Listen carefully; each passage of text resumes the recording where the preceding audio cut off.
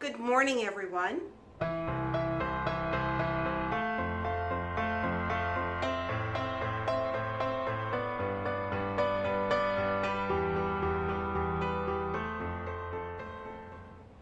this has been a very busy weekend for us.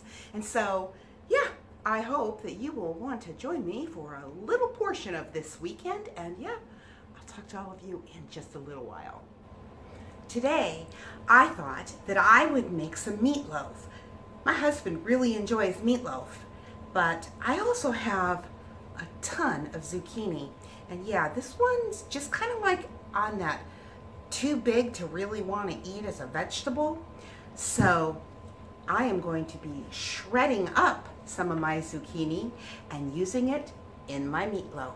Anyways, I hope that you'll want to stick around, and yeah, I'll get all the ingredients together and show you how we're going to do this. Now, our recipe is very simple. It just takes 2 pounds of ground beef and 2 eggs that have been slightly beaten, 2 cups of shredded zucchini, 1/3 of a cup of plain breadcrumbs, and mine are gluten-free. Yep, the gluten-free ones work fine. 1/3 of a cup of chopped onions, a teaspoon of salt, which I have in here, a 1/2 teaspoon of dried oregano, and 1/4 teaspoon of pepper. And so all we're going to do is mix all these ingredients till it's really well blended together. And yeah, we're going to put it in a loaf pan. So it's all pretty self-explanatory and very easy, but it's also a very nice way to be able to use up some of that zucchini, especially the ones that have just gotten too big. So what I'm going to do when I'm done with this is, and yes, I've washed my hands already, is I am going to shred up the rest of some of the zucchini that I had out in the garden. That there's no way that we're going to be able to eat all of this. Now, once I get this all mixed up, there is a topping that is going to go on top, but we don't put that on until after it has been baking in a 350-degree oven for about 35 minutes.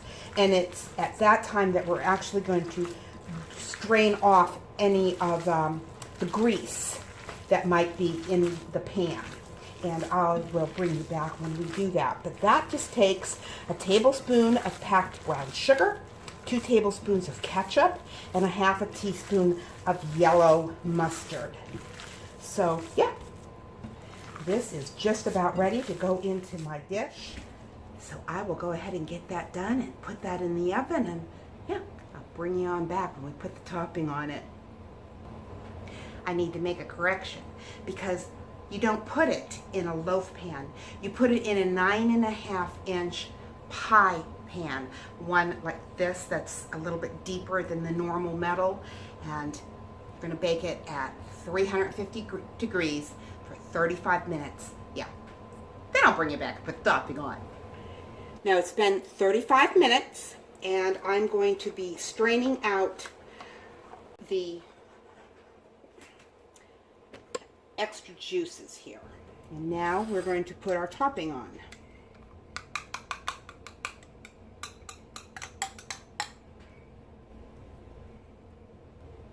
And now I'm going to return it to the oven for about another 20 to 25 minutes and cook until the thermometer reads 160 degrees. Well, our meatloaf is finished. It registered at 160 degrees, so it is ready to come out of the plate. And I'm just going to put it over here. And I'll let it rest for about 5 minutes. Then I will be able to slice it and serve it up, and yeah. And I'll talk to all of you in just a little while.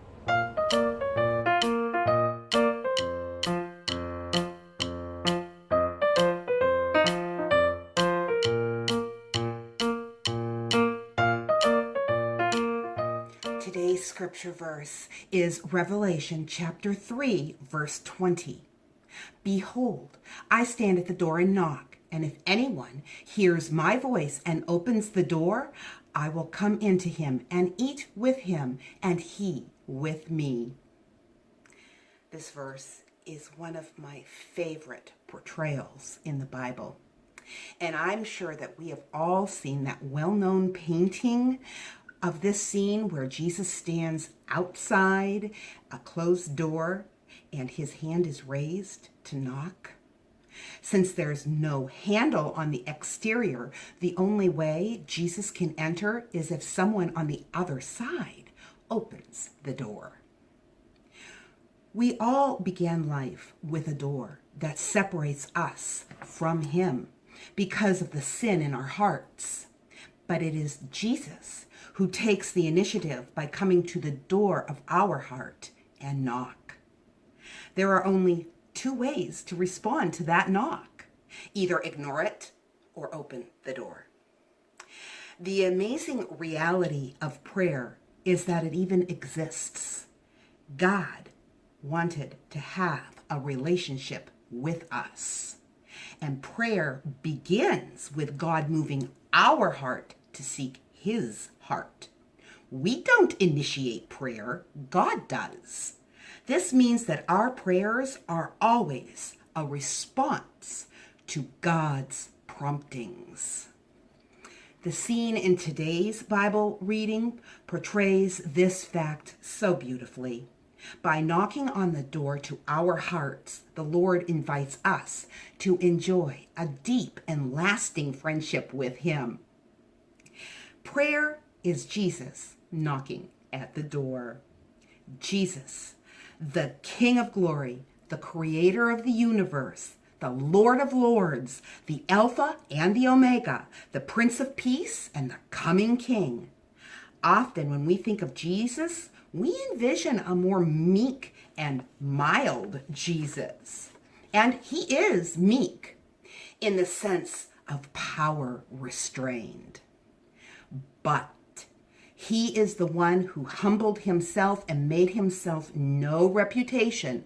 Philippians 2:5 says, coming as a human, dwelling with us on earth, experiencing this life as flesh, obedient to God, loving and compassionate to people, but he is always the almighty, glorious, all-powerful, reigning King of Kings.